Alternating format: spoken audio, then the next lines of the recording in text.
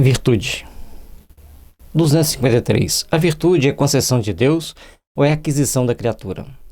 Uma pergunta que, para o espírita, que já conhece o livro dos Espíritos, a resposta é óbvia.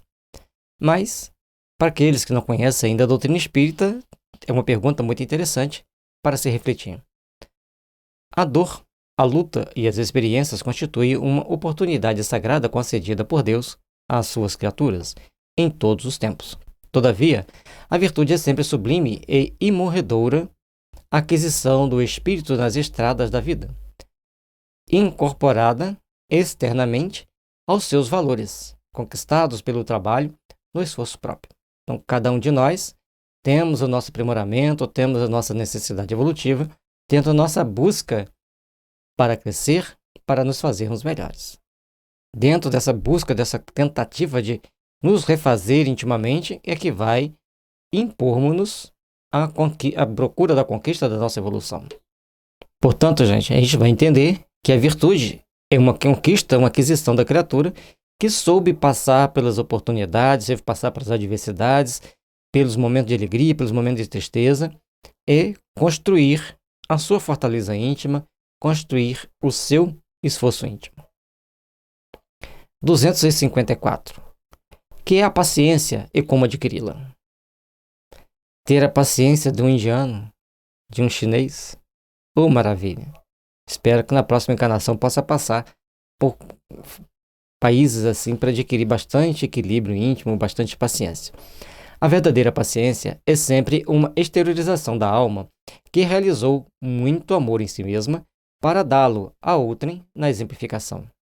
Então, nós temos que vivenciar um conjunto de situações, um conjunto de valores, adquirir um conjunto de valores dentro das situações que nós vivenciamos, para que a gente tenha essa paciência, esse equilíbrio.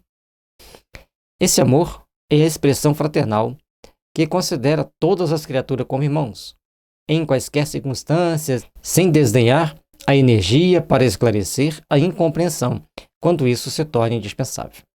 Então, cada um de nós, ao adquirirmos o amor na sua expressão mais fraterna, mais sublime, nós vamos então sabendo conquistar, nós vamos então saber construir e edificar essas forças sublimes em nossa alma para o nosso crescimento, para o nosso restabelecer das forças psíquicas da nossa existência que devemos procurar construir em nós.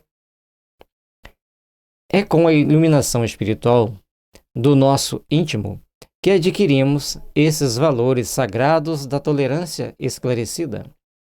E para que nos edifiquemos nessa claridade divina, faz-se mister educar a vontade curando enfermidades psíquicas seculares, que nos acompanham através das vidas sucessivas, quais sejam as de abandonarmos o esforço próprio e de adotarmos a indiferença e de queixarmos das forças exteriores quando o mal reside em nós mesmos. Então, para que a gente tenha paciência, nós temos que alcançar nossa iluminação. E para alcançar nossa iluminação, nós temos que fazer um grande tratamento para desenvolver a tolerância. E assim, nós vamos procurar adquirir ao longo da nossa vida claridade divina para educarmos-nos devidamente.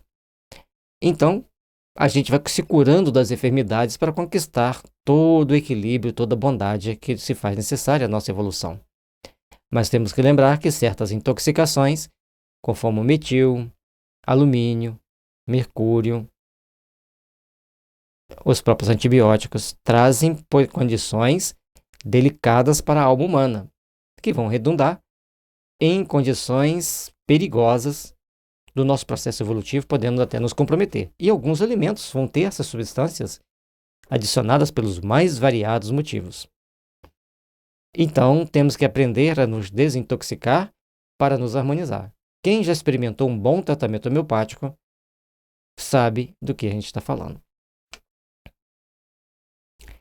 Para levarmos a efeito uma edificação tão sublime, necessitamos começar pela disciplina de nós mesmos e pela continência dos nossos impulsos, considerando a liberdade do mundo interior, de onde o homem deve dominar as correntes de sua vida. Essa busca, isso aqui é a chave, que nós temos que estar sempre nos esforçando. Não adianta eu me tratar e continuar agindo impulsivamente do mesmo jeito. Embora quanto os remédios homeopáticos são bem indicados, há uma grande transmutação no sentimento, nas emoções da pessoa. Mas, à medida que eu estudo o Evangelho, que eu entendo que o Evangelho vai me dar força para vencer a mim mesmo, a vencer algumas tendências minhas, então eu vou conseguindo edificar e controlar para que eu não caia em certos princípios, em certas posturas bem desagradáveis, bem complexas. Então nós temos que saber colocar em prática os bons sentimentos, os bons ideais, para nos fazermos melhores, para nos edificarmos verdadeiramente nas forças do bem. O adágio popular considera que o hábito faz a segunda natureza.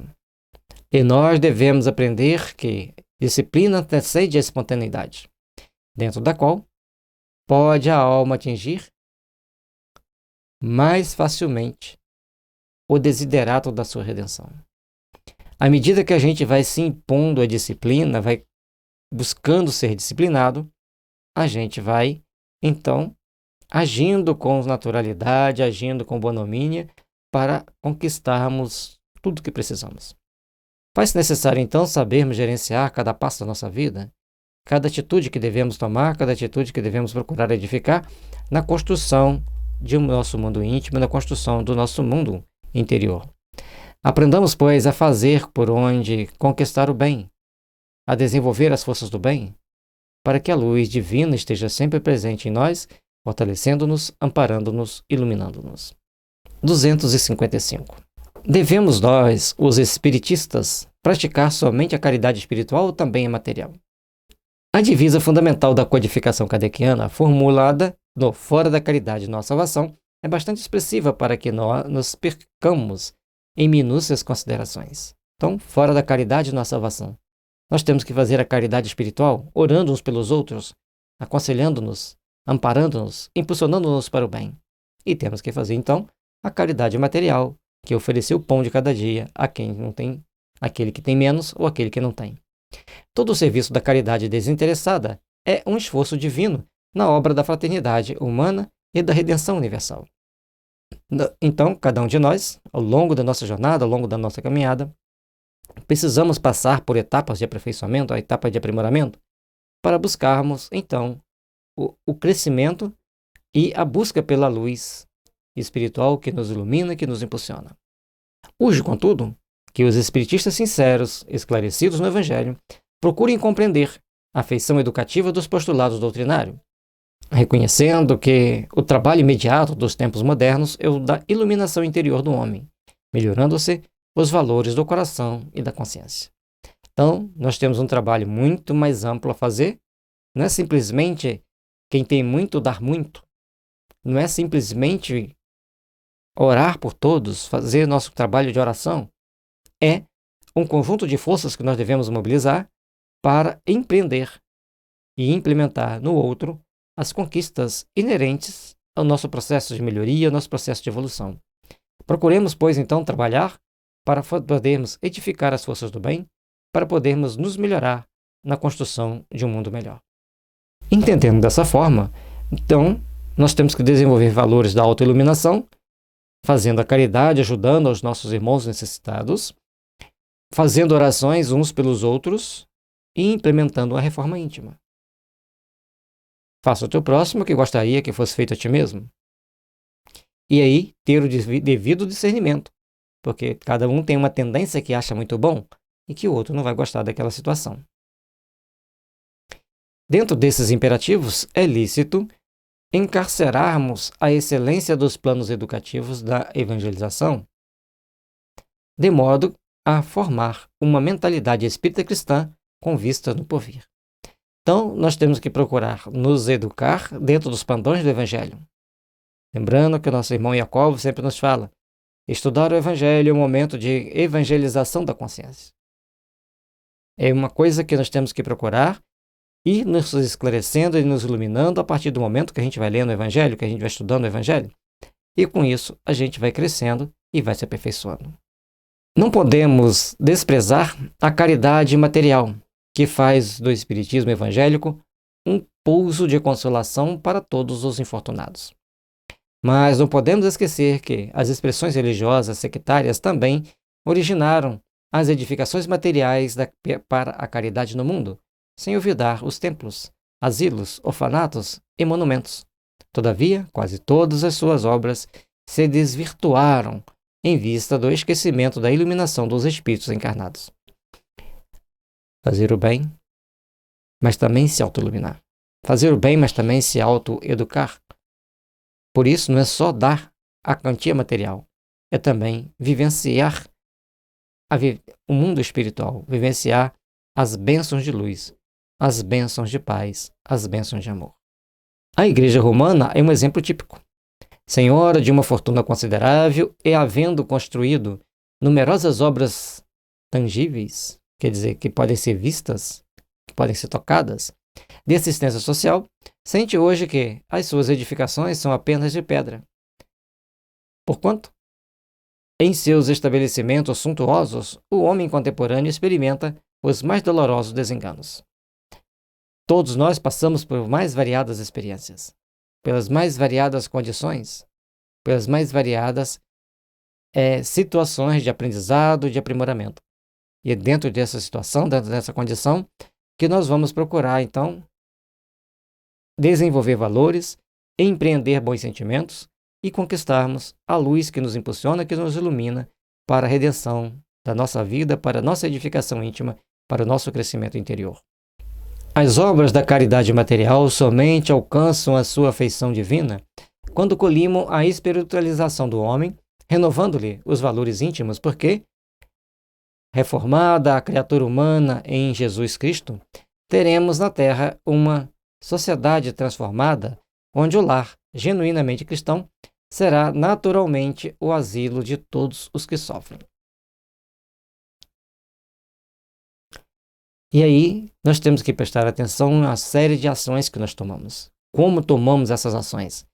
Para fazer com que a espiritualização do homem se torne cada vez mais presente, cada vez mais vívida.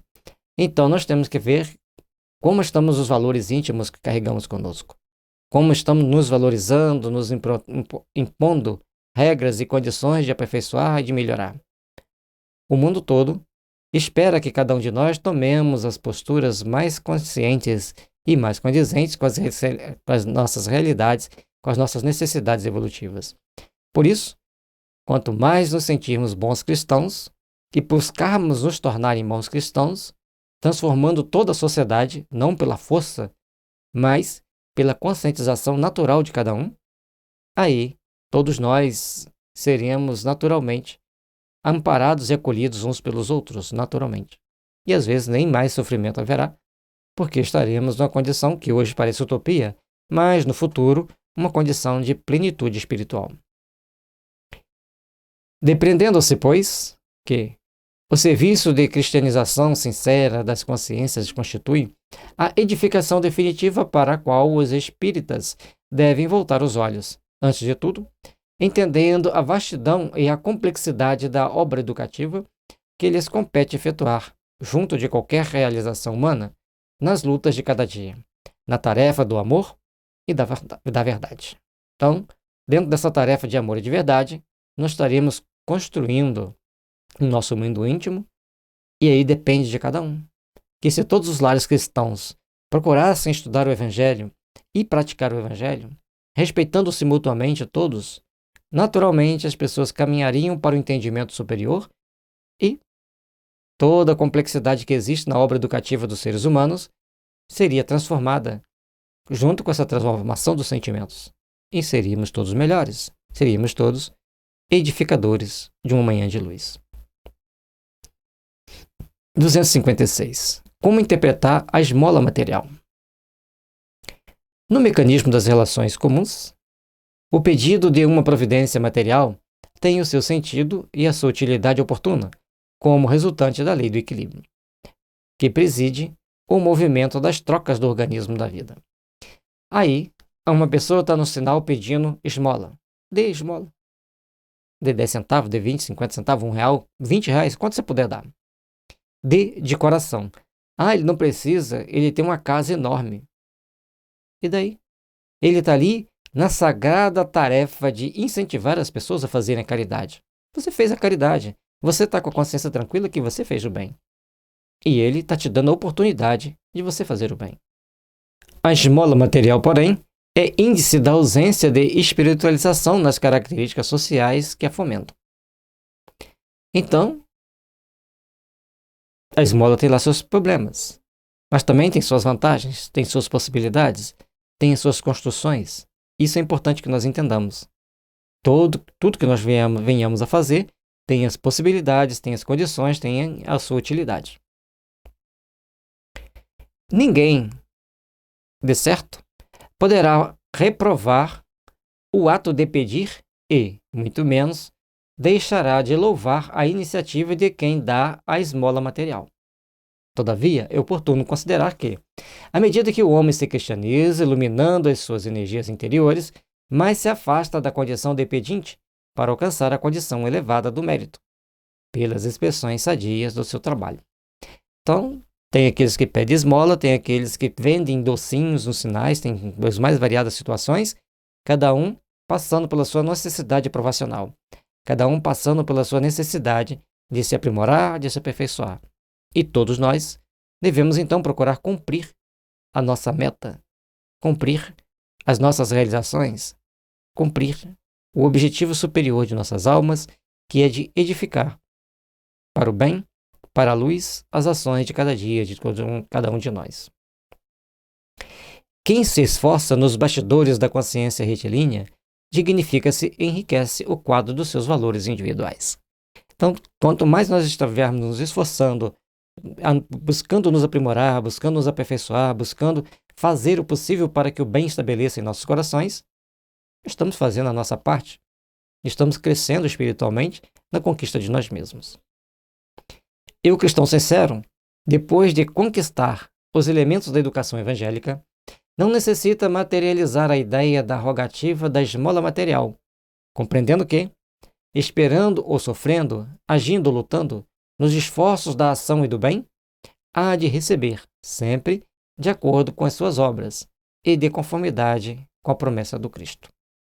Todos nós estaremos passando por várias situações provacionais, expiatórias, cada um de nós estaremos passando pelas nossas necessidades de evoluir, necessidade de aprimorar, para construirmos as bênçãos de paz, as bênçãos de amor, as bênçãos de realização. Cada um tem a sua parte a fazer. A educação sincera faz com que cresçamos, com que nos aperfeiçoemos, com que nos aprimoremos. E aí o sentimento de amor e de caridade vem prevalecer, vem se estabelecer em nossas almas, impulsionando-nos para as grandes realizações do porvir. Trabalhemos, pois, intimamente, por nos fazermos melhores, por nos fazermos dignos da justiça divina, dignos da justiça do amor, da paz e da fraternidade. 257. A esperança e a fé devem ser interpretadas como uma só virtude? A esperança é filha direta da fé. A esperança é filha dileta da fé. Ambas estão uma para a outra, como a luz reflexa dos planetas está para a luz central e positiva do Sol. Então, todos nós temos que saber nos portar. Esperança é uma coisa, fé é outra. Mas quando você tem esperança, você já tem uma ponta de fé em seu caminho, te iluminando, fazendo resplandecer. A esperança é como o luar, que se constitui dos bálsamos da crença. A fé é a divina claridade da certeza. O dia que a gente tiver uma fé que defina essa divina claridade da certeza, certamente todas as nossas esperanças se realizarão. Porque a esperança é aquele bálsamo que vai amenizar nossas dores, amenizar nosso sofrimento. Mas a fé vai nos impulsionar para as grandes realizações. 258. No caminho da virtude, o pobre e o rico da terra podem ser identificados como discípulos de Jesus? O título de discípulo é conferido pelo Divino Mestre a todos os homens de boa vontade, sem distinção de situações, de classes ou de qualquer expressão sectária. Então, quem age em nome do Cristo, de boa vontade, com amor, com respeito uns pelos outros, sem nenhum sectarismo, está crescendo, torna-se discípulo do Cristo. Com responsabilidade dos bens materiais, ou sem ela, o homem é sempre rico pela sua posição de usufrutuário das graças divinas e, além do mais, temos de ponderar que, em toda situação, a criatura encontrará responsabilidade na existência, razão porque os sinceros discípulos do Senhor são iguais aos seus olhos, sem prevalência de qualquer natureza. Então, todos nós, ao caminharmos aqui na Terra, temos as nossas responsabilidades, temos os nossos compromissos e devemos procurar, então, agir dentro delas, a fazer o melhor possível, para que todo bem possa estabelecer em nós a esperança de uma realização superior, as possibilidades de uma realização de amor, de paz e de fraternidade. 259. No que se refere à prática da caridade, como interpretar o ensinamento de Jesus? Aquele que tem será concedido em abundância, e aquele que não tem, até mesmo que tiver, lhe será tirado. Essa aqui é complexa, o Emmanuel vai dar uma explicação diferente do que eu vou dar, mas é o seguinte. Tem duas pessoas que querem montar uma padaria em bairros distintos. Não vão competir um com o outro. Mas vão dar o nome de Benedito e Paulo. Então, o Benedito tem lá 100 mil reais para montar a padaria. Ele vai alugar um prédio, ele já tem um patrimônio para comprar as coisas que precisam ter ali, o número é apenas didático. Então, ele comprou o estabelecimento, comprou os balcões mais bonitos, a iluminação muito chique, e ele montou a padaria. Já o Paulo, ele tem lá suas dificuldades, ele tem apenas 10 mil. Então ele vai ter que alugar, ele vai ter que comprar financiado os seus balcões, montar uma iluminação também tudo financiado. O Benedito, que já tinha o patrimônio inicial, todo lucro que vier é lucro. Ele vai ter cada vez mais. O outro que não tinha os bens materiais, ele vai tudo que vier como lucro, ele vai ter que tirar uma parcela para pagar as prestações. Então, ele vai ter menos. Se ele não for sábio o bastante para gerenciar o seu comércio, ou se as vendas não forem superiores às prestações que ele fez, ele perde tudo. Então, aquele que já tem, ele está sempre tendo possibilidade de ter mais. E aquele que não tem, é complicado, né? Vai passando pelas dificuldades, vai ter que se esforçar muito para conseguir ter.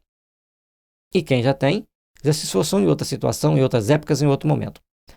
A palavra de Jesus, em todas as circunstâncias, foi tocada de uma luz oculta, apresentando reflexos prismáticos em todos os tempos, para a alma humana, na sua ascensão para a sabedoria e para o amor. Então, tem um prisma de reflexões que vai ao infinito para que cada um medite e busque desenvolver a sabedoria e o amor para melhor compreender Jesus.